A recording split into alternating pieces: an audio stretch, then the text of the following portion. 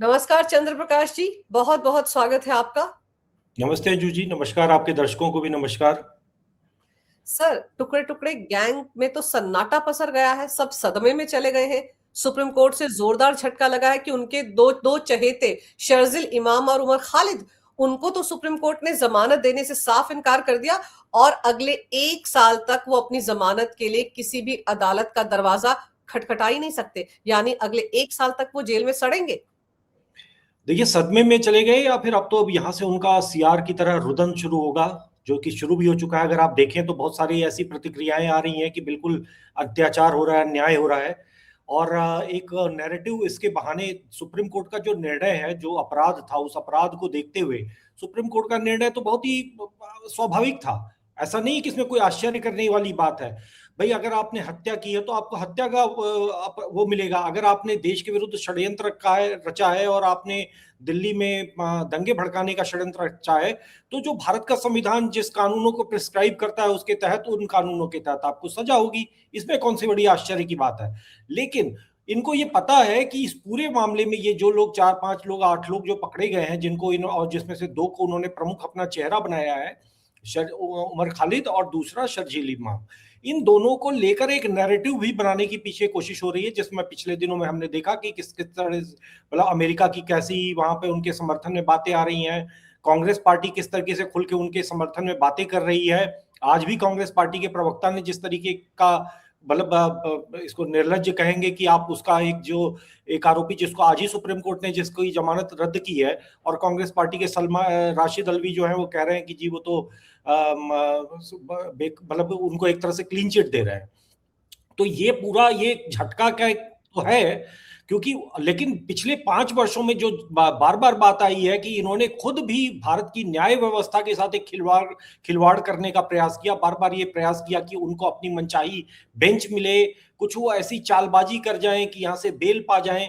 तो इस तरीके की चालबाजी कुल मिलाकर आज ये हो गया कि सुप्रीम कोर्ट में चली नहीं। लेकिन इसके बाद भी अगर देखा जाए तो इन दोनों को छोड़ दिया जाए तो ये जो 5 को जो बेल मिली है वो हम भारत के लिए झटका है। ठीक है, मतलब आप भारत दिल्ली में दंगे भड़का रहे हो, दिल्ली में 60-70 लोगों की जान आपके कारण चली जा रही है। जब बाहर अमेरिका का राष्ट्रपति आया हुआ है तब पूरा शहर जो जल रहा है, उस समय जिन लोगों ने दंगे भड़काने की कोशिश की वो आज वो 5 साल बाद मैं करूं बेल पे तो। और भी देखिए तो उनके अलावा भी बहुत सारे लोग बेल पे छूटे हुए हैं, जिसमें से कोई पता चला प्रेग्नेंट होने के कारण छूटा हुआ है, कोई किसी अन्य कारणों से छूटा हुआ है। तो ये बेल इनको भी 5 को नहीं मिलनी चाहिए थी, लेकिन ठीक है, सुप्रीम कोर्ट का निर्णय है तो वो स्वीकार करने की बात है। लेकिन वो उन 2 को के लिए वो कभी स्वीकार नहीं करेंगे, वो विक्टिम प्ले करेंगे, वो नौटंकी करेंगे। जैसा अभी आपने राजदीप सरदेसाई का ट्वीट दिखाया, उस तरीके की कारोना। अब देखिए इसमें जो सबसे बड़ा तर्क क्या दिया जा रहा है कि भाई 5 साल से उनको वहां पर रखा गया, 5 साल से ट्रायल अभी तक शुरू नहीं हुआ, और ये तुलना किससे कर रहा है? राम रहीम से, जो राम रहीम को पहले से ही उम्र कैद उसी न्यायिक प्रक्रिया दे चुकी है। अगर उसको पैरोल मिल रहा है तो वो भी उसी न्याय प्रक्रिया के तहत पैरोल मिल रहा है। और ये खुद अपनी कभी बहन की शादी, कभी किसी की शादी, कभी बुआ की शादी में ये बेल ले लेकर छूटता रहा है उमर खालिद।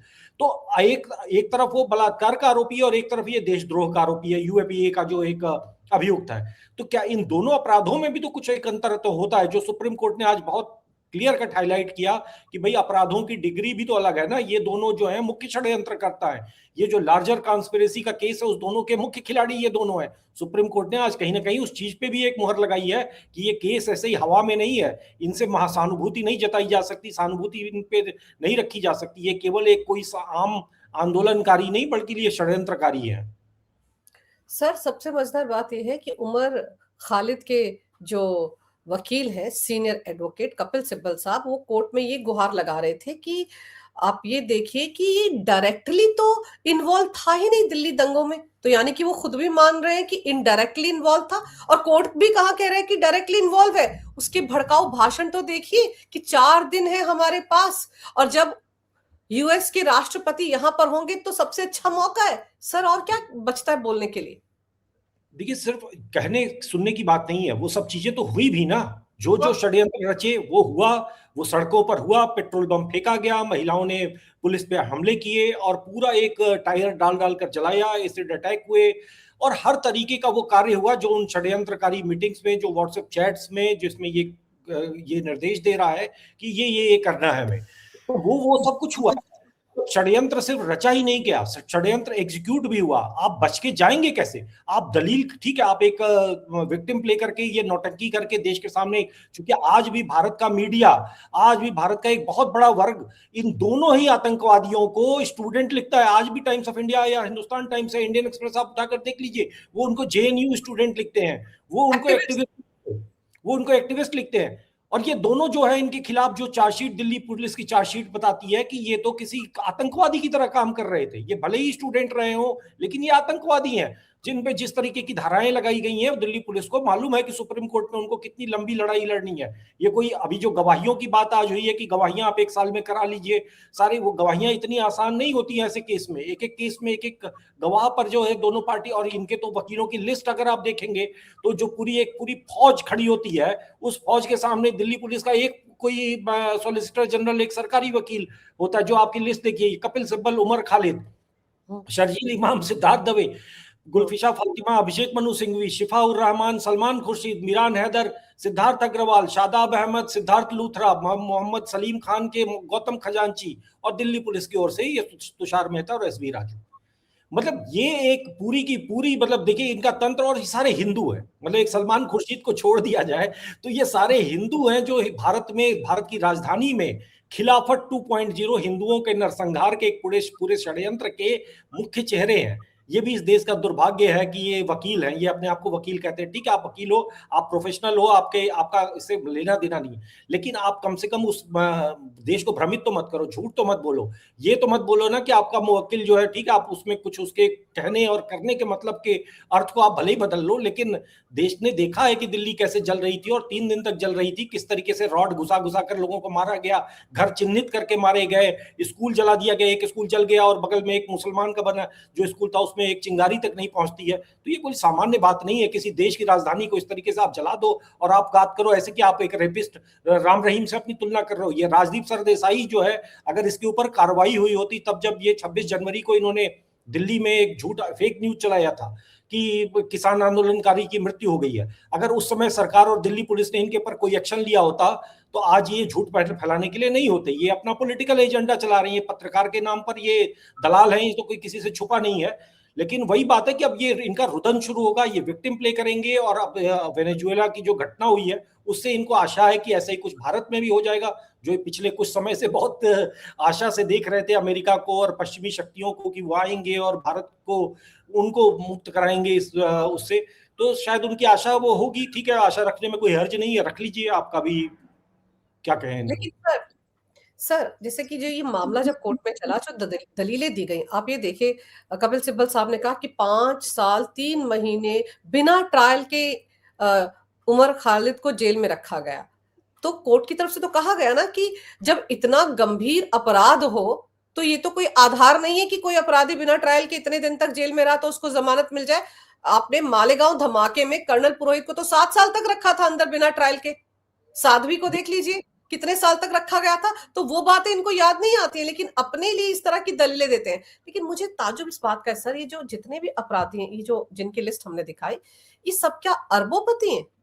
जितने भी अपराधी हैं जिन पर दिल्ली दंगों का आरोप लगा है, क्या ये अरबोपति हैं जो इतने महंगे वकील, जिनके बारे में हमने सुना है कि एक एक अपीयरेंस के लिए 20 से 25 लाख ले लेते हैं? उनको पैसा तो कहीं से मिल रहा होगा, घोड़ा घास से दोस्ती थोड़ी करेगा सर, कहीं से तो पैसा आ रहा होगा ना। कौन इनकी फंडिंग कर रहा है? सवाल तो ये हम करते हैं, आप करती हैं। इनकी फंडिंग हमारे जैसे आपके दर्शक करते हैं, देश के 125 करोड़ हिंदू करते हैं। हम जो हलाल प्रोडक्ट्स खरीदते हैं, हम जो इनके प्रोडक्ट्स खरीदते हैं, इनके तमाम तरह की जो ये इनकी कंपनियां जो है, इनको प्रोडक्ट, वो जो जो जो एक विशेष समुदाय की कंपनियां हैं, वो इनको फंड करती हैं। जकात का जो पैसा जाता है वो इनके काम आता है, हलाल का पैसा इनके काम आता है, और वकालत लड़ने के लिए इनके पास हिंदुओं के वकील हैं। तो हम किसको दोषी ठहराएं? ये तो पूरा भारत की एक पूरी व्यवस्था है जिसमें जमाते इस्लामी और इस तरीके की जो संस्थाएं आज इनके पक्ष में, जब कसाब जैसे आतंकवादी जिसने भारत में आकर गोली चलाई उसके पक्ष में वकील खड़े हो गए भारत के, तो फिर ये तो फिर भी भारत के नागरिक हैं। तो इनको फंड तो हम कर रहे हैं। ये तो एक समाज के तौर पे हमको सोचना पड़ेगा कि ये हमारे ही पैसे से हमारे खिलाफ लड़ रहे हैं, और किसी की पैसों की इनको जरूरत नहीं है। ठीक है, फंडिंग आती होगी, काफी कुछ पिछले 10 साल में मोदी सरकार ने रोका है। ये ऐसा नहीं है कि आसान है कि इनको कहीं विदेश से पैसा आ जाएगा, लेकिन उनको करना क्या है, इनको तो देश में ही हम फंड करने को तैयार बैठे हैं। और वकीलों की लिस्ट बता रही है कि किस तरह हो सकता है कुछ लोग वकील फ्री में लड़ रहे हो, हमें नहीं मालूम कि क्या डील हुई है। हालांकि कोई वकील फ्री में नहीं लड़ता, ये भी एक मतलब वो या तो राज्यसभा के रूप में उसके पैसे लेता है।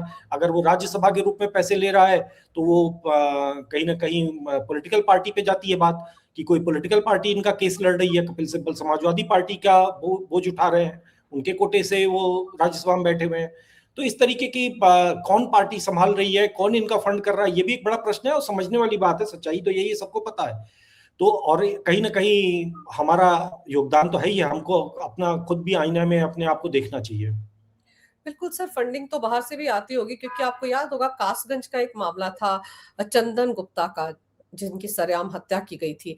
और उस मामले में जब एनआईए कोर्ट ने फैसला सुनाया था तो उसमें बाकायदा लिखा था कि इतने भारी भरकम फीस लेने वाले वकील आरोपियों के पक्ष में कैसे केस लड़ रहे थे, कहां से फंडिंग हो रही थी। उन्होंने तो बाकायदा कुछ कंपनियों के, संस्थाओं के नाम दिए थे जो विदेशों में काम करती हैं चैरिटी के नाम पर, वहां से फंडिंग हो रही थी। तो वो जो एनआईए कोर्ट के जज ने जो फैसला सुनाया था उस पर सबको गौर करने की जरूरत है। मैंने उस पर कई प्रोग्राम भी किए हैं कि कहां से फंडिंग आ रही थी, और यहां पर भी वही मामला आता है। लेकिन अगर कपिल सिब्बल ये दलील दे रहे थे कि 5 साल 3 महीने से वो जेल के अंदर बंद है और फिर उसी का रोना राजदीप सरदेसाई रो रहे हैं या पूरा का पूरा गैंग रो रहा है, तो ये लोग सर ये क्यों नहीं मानकर चलते हैं कि ये सब कुछ जो हरकतें यूएपीए के तहत हुई हैं ये तो इतनी संजीदा है कि इसके लिए तो सारी उम्र जेल में रहना पड़ेगा। ये बात तो कपिल सिब्बल भी अच्छे तरीके से जानते होंगे ना।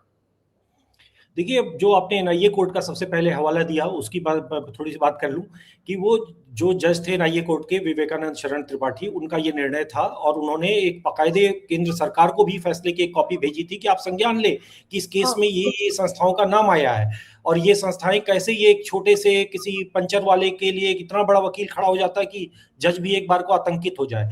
तो ये तो एक बड़ा प्रश्न है। और लेकिन सरकार ने क्या किया मुझे नहीं मालूम। उसके बाद क्या जुडिशरी में आगे चल के क्या होगा, अभी तो वो केस, वो पर्टिकुलर केस जिसमें उन्होंने दिया था वो तो अभी स्टैब्लिश नहीं हुआ है कि उसमें आगे क्या हुआ। लेकिन अब इन केसेस में ये मामूली मामूली छोटे छोटे लोग हैं, ये ऐसा नहीं है कोई, ठीक है पॉलिटिकल वर्कर है लेकिन कोई ऐसे लोग नहीं है जो बहुत कोई धन्ना सेठ है। इनके लिए अगर इतने बड़े बड़े वकील खड़े हो रहे हैं, एक आम व्यक्ति को न्याय नहीं मिलता इस देश में, ये बेंच हंटिंग करते हैं, ये इतने समय तक तो ये दोनों अपने केस पे खुद ही सुनवाई नहीं, जो जस्टिस चंद्रचूड़ ने कहा था कि ये अपनी सुनवाई ये खुद ही नहीं होने दे रहे हैं। क्योंकि दोनों, एक तरफ तो ये है कि भाई अपनी पसंद का कोई जज मिल जाए जो हमको पार लगा दे, हमको बेल दे दे, ये भी तो होता है इस देश में। और दूसरी तरफ ये है कि फिर उसके बाद जब अगर हमको बेल नहीं मिलेगी तो हम पूरी दुनिया में घूम घूम कर हमारे ये जो हमारे दूसरे पॉलिटिकल एजेंट्स हैं वो रोएंगे। कोई जोहरान ममदानी हमारे पक्ष में, हमारी याद आएगी उसको, कोई अमेरिका का सेनेटर या कांग्रेसमैन चिट्ठी लिखेगा, और राहुल गांधी तो फिर बाकी तो उनकी बात ही क्या करें, सबके सरगना है वो।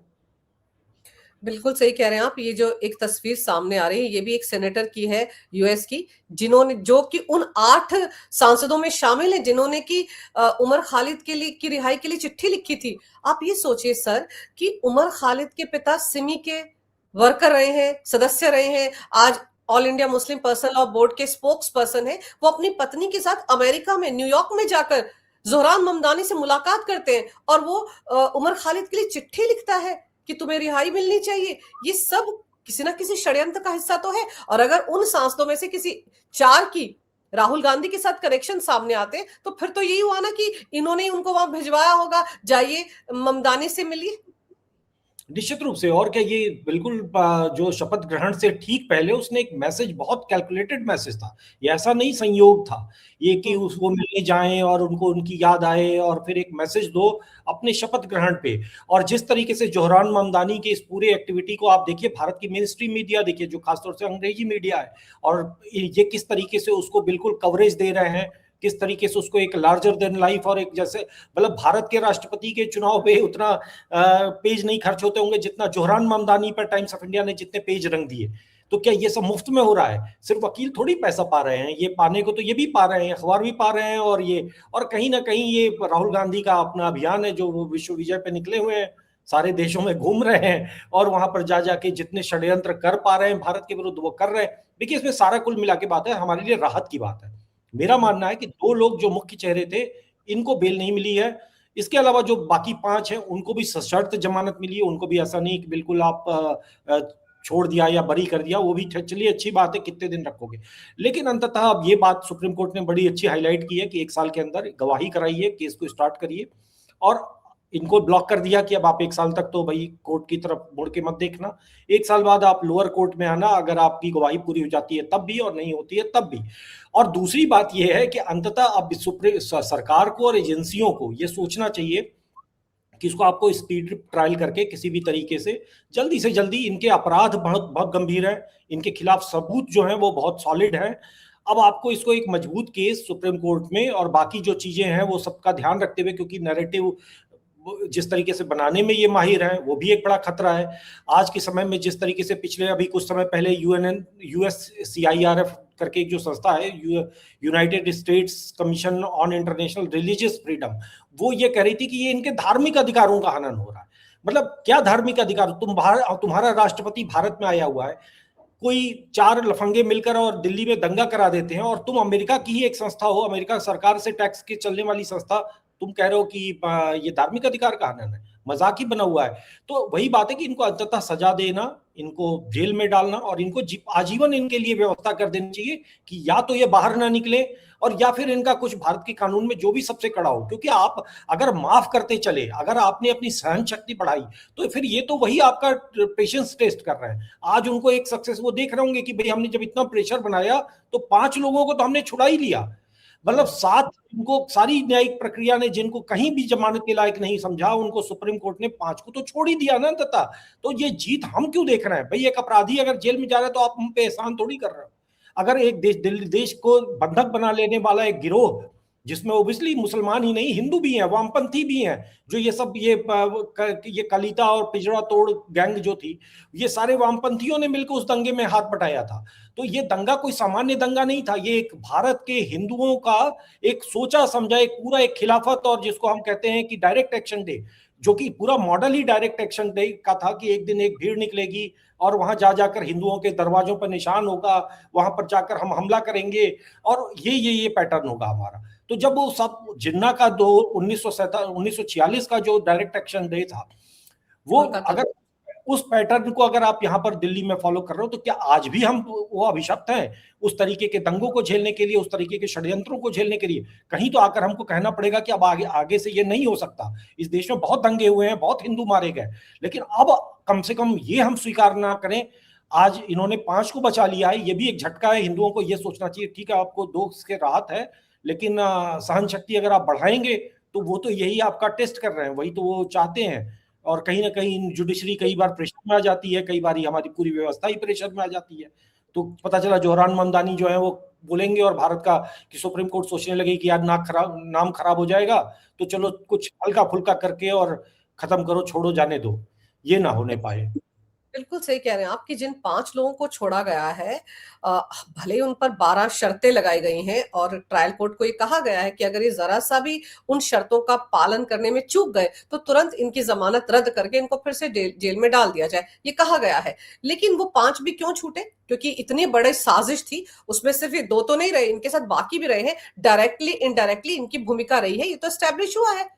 और फिर शर्जील इमाम के मामले में तो सबसे बड़ी कड़ी ये बात साबित हुई कि उनको तो उनके जो वीडियो थे, जो बहुत सारे उन वीडियोस को बहुत जगह से हटा भी लिया गया था, वो वीडियो सही सलामत थे दिल्ली पुलिस के पास, तभी तो उनको प्ले किया गया। कोर्ट ने भी तो देखा ना कि वो अदालतों के बारे में क्या कुछ बोल रहा था, बाबरी को लेकर कैसे कह रहा था कि भारत के टुकड़े होंगे, उस वहां पे इकट्ठा हो जाएंगे, चिकन नेक पर तो क्या करेंगी, सारी बातें पहली बार वीडियो जो है वो सुप्रीम कोर्ट में प्ले किए गए थे। देखिए, भारत की न्यायपालिका को भी समझना पड़ेगा कि आप, ठीक है, जब तक न्याय और एक दबाव के उसमें काम करते हो, जो अभी हाल में जो विवेक रंजन अग्निहोत्री की फिल्म आई थी बंगाल फाइल्स, उसमें दिखाया था ना कि डायरेक्ट एक्शन डे पे एक जज, जो की सच्ची कहानी है, कश्मीर में भी यही हुआ था। कश्मीर में भी एक जो जज थे, मुझे अभी नाम ध्यान नहीं आ रहा है, जिनकी हत्या हुई थी, हाई कोर्ट के जज, जस्टिस टिक्कू। तो इसी तरीके से सबसे पहला उनको मालूम है कि न्याय, भारत का जहां से न्याय लागू हो रहा है, जहां से जस्टिस सिस्टम है, हमको सबसे पहले उसको तोड़ना है। तो किसी भी इस तरीके की अराजकता की स्थिति में पहला हमले का शिकार न्यायपालिका ही होती है। और वो न्यायपालिका का जो हमला है वो अंततः जो है वो हमने देखा है, कश्मीर में हुआ, वो न्यायपालिका पर हमला बंगाल में हुआ, और आज भी जिन जिन जगहों पर ये प्रयोग किए जाते हैं, चाहे वो बंगाल में हो, इससे पहले मुलायम सिंह यादव जो है उत्तर प्रदेश में हाईकोर्ट में हल्ला बोल कर चुके हैं, क्योंकि अराजकतावादी जो भी है उनके लिए न्यायपालिका खटकती है। अखिलेश यादव के लिए भी यही समस्या। अखिलेश यादव ने आतंकवादियों को छोड़ा था, जो लखनऊ में जो हमला हुआ था, तो हाईकोर्ट ने बचाया था, उनको भी हाईकोर्ट खटकती है। सबको हाईकोर्ट और सुप्रीम कोर्ट खटकती है, क्योंकि वहां से भारत का न्याय लागू हो रहा है। तो अंततः हमको ये न्यायपालिका को भी ये देखना होगा कि भाई अगर उनका इकबाल तभी है जब इनके खिलाफ हम नो टॉलरेंस रखें, जीरो टॉलरेंस रखें। अगर आपने उनके प्रति सहन शक्ति रखी, उनके मानवाधिकारों की चिंता की, उन आतंकवादियों के, आपके पास सबूत हैं। अगर सबूत नहीं है तो आप सबूत मांगो। ऐसा भी कहीं नहीं कि भैया कोई पूर्वाग्रह से काम करो। अगर आपके सामने साइंटिफिक प्रूफ है, उनके एक एक एक्शंस के वीडियोस हैं, जैसा उनके पास एक एक व्हाट्सएप चैट्स हैं, तो फिर किस बात का विचार करना और किस बात का सोचना। इनको आप फांसी दो, क्योंकि भारत के विरुद्ध अगर आप किसी भी तरह का विद्रोह कर रहे हो तो ये कैसे स्वीकार हो जाएगा। जब तक भारत है तभी तक संविधान है, तभी तक न्यायपालिका है, तभी तक जज है। इनकी चुनौती, इनकी समस्या तो भारत के स्टेट से, इंडियन स्टेट से समस्या है। जो शर्जील इमाम ने भी कहा था अपने उसमें कि इंडियन स्टेट को हमको खत्म करना है, चिकन नेक काटना है। चिकन नेक का मतलब क्या है? चिकन नेक के क्या उधर हाई कोर्ट्स नहीं है, उसके उधर उधर न्यायपालिका नहीं है। चिकन नेक जो है वो भी तो न्यायपालिका, भारत के तंत्र का हिस्सा है। तो अंततः आपकी जो लड़ाई है ये सरकार, सेना और अन्य संस्थानों के साथ साथ न्यायपालिका की भी है, और ये बात न्यायपालिका को भी समझनी चाहिए। अच्छी बात है कि न्यायपालिका उन दबावों के सामने नहीं आई, नहीं झुकी।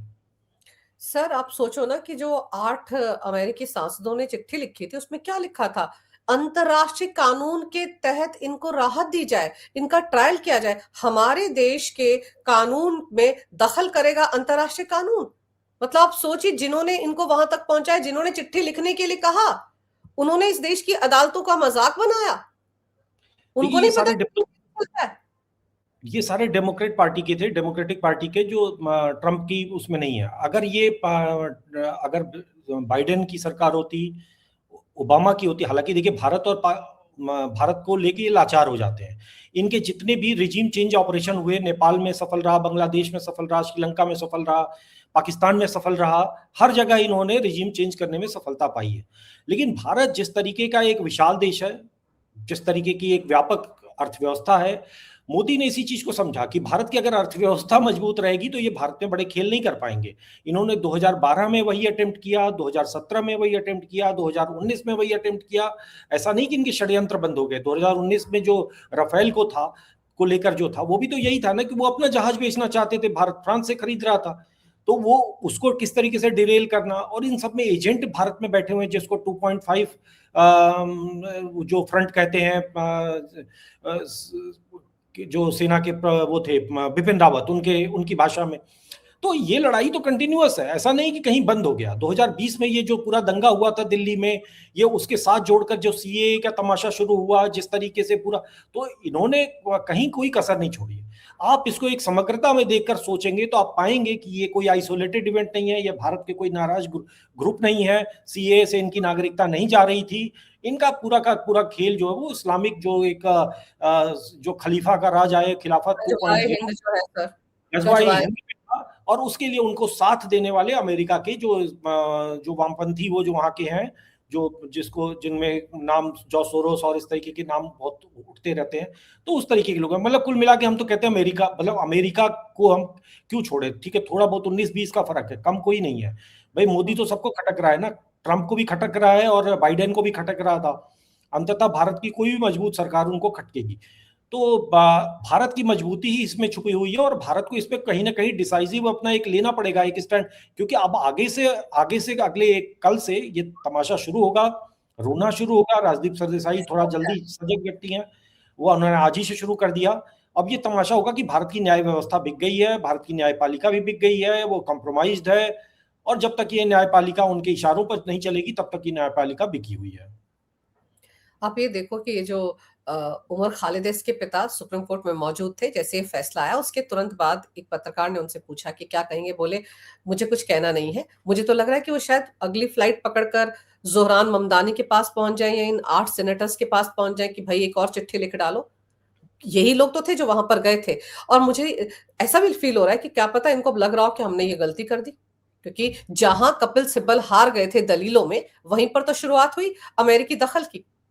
बिल्कुल ये वेल टाइम था, बहुत सोचा समझा था, और कहीं कोई इसमें ये जिस तरीके से कर रहे हैं, कहीं अगर छूटने की, बेल देने की गुंजाइश हो तो भी सुप्रीम कोर्ट को चाहिए कि इन शरारतों को बंद करने का तरीका है कि आप बिल्कुल इनको ध्यान ना दो। दूसरी बात ये कि देखिए बिल्कुल सही बात है, क्योंकि कहीं ना कहीं अमेरिका भारत के फॉल्ट लाइंस पे खेल रहा है, अमेरिका को इसमें बहुत रुचि है, और वहाँ के सेनेटर और कांग्रेसमैन अगर कुछ भी कर रहे हैं तो उनको मोदी को डिस्टेबलाइज करना है, भारत को एक देश के तौर पे करना है, और इसलिए हमें सतर्क रखना चाहिए। आगे चल के जातियों का अत्याचार का तरह तरह का, आज राशिद अलवी जब कह रहे हैं तो कह रहे हैं कि भारत में चर्चों पर इतने हमले हुए, उनको भी बेल मिल गई। अरे भाई, चर्च को कहां पर हमले हुए? चर्च पे जहां हमले हुए हैं, आप एक ही सांस में बोल जाते हो कि आदिवासियों पर हमला होता है भारत में। भाई वहां के ट्राइबल्स ने, आदिवासियों ने, जो कन्वर्टेड क्रिश्चियन थे, उनको तोड़ दिया, उनको मारा, क्योंकि भाई हमारा गांव है और गांव की कुछ परंपराएं होती हैं, गांव के कुछ नियम होते हैं भारत के। अगर कोई 4 परिवार जाकर कन्वर्ट हो जाते हैं तो वो उन्हीं के तो भाई बंधु हैं जो उनको मार रहे हैं, वो कोई संघ और आरएसएस के कार्यकर्ता तो है नहीं। भाई गांव में अगर एक क्रिश्चियन मिशनरी जाकर इस तरीके का सामाजिक टकराव की स्थिति पैदा कर रही है, तो इस चीज को रोकना सरकारों का काम होना चाहिए। तो ये अंततः ये कहीं ना कहीं जाकर बातें वही क्रिश्चियनिटी, इस्लाम और वर्सेस हिंदुइज्म, और उसमें एक तड़का देने के लिए ना 3 में ना 13 में ये वामपंथी हैं, जिनको बड़ा मजा आता है, क्योंकि उनको अंततः उनका सबसे अल्टीमेट एक यूटोपिया है कि भारत के टुकड़े हो जाएं और वो उनका सपना पूरा हो जाए। वो खाम खा वाली बात है, और ये बाकी पैसे कमाने के लिए जज हैं, इनको वकील हैं, जो जिनको कोई मतलब नहीं है, इनको किसी देश से मतलब नहीं है, ये सब आधी तो इनकी संपत्तियां जो है विदेशों में होंगी, इनको कोई, भाई ये आप इतनी सारी संपत्ति बना रहे हो और आपका कोई क्या है, मतलब इसके पीछे भाई कितना धन चाहिए आपको? कुछ तो एक होता है, कहीं तो एक नैतिकता आगे रोकती है आपको कि भाई बहुत हो गया, आप देश भी है, आपको यहीं पर आपको रहना है। तो इनका शायद भारत में कोई स्टेक ही नहीं है। बिल्कुल। और जो आप कह रहे हैं ना, टुकड़े-टुकड़े गैंग जो भारत के टुकड़े करने के ख्वाब देख रहा है, वो मुंगेरी लाल के हसीन सपने जो कभी पूरे नहीं होते। और दूसरी तरफ अब देखना दिलचस्प होगा कि आने वाले दिनों में किस तरह का नैरेटिव सेट करने की कोशिश करते हैं, क्योंकि इनके जितने भी इकोसिस्टम के अखबार हैं, New York Times, Washington Post, Al Jazeera, वहाँ पर भी रोना-धोना चालू हो जाएगा। ये जमकर रोएँगे, और ऊपर से कपिल सिब्बल साहब की सारी दलीलें फेल हो गई हैं, तो उनको भी कोई ना कोई नैरेटिव घड़ना पड़ेगा। लेकिन ये सवाल ज़रूर है कि 2 लोगों को ज़मानत नहीं मिली, शर्जील इमाम और उमर खालिद को, लेकिन बाकी 5 को ज़मानत कैसे मिल गई, ये सवाल भी उठाया जाना चाहिए। आपने सर समय निकाला, इस विषय पर बहुत ही अहम जानकारी मेरे दर्शकों को दी। आपका बहुत-बहुत धन्यवाद। नमस्कार, भारत माता की जय, वंदे मातरम, जय श्री राम। जय श्री राम।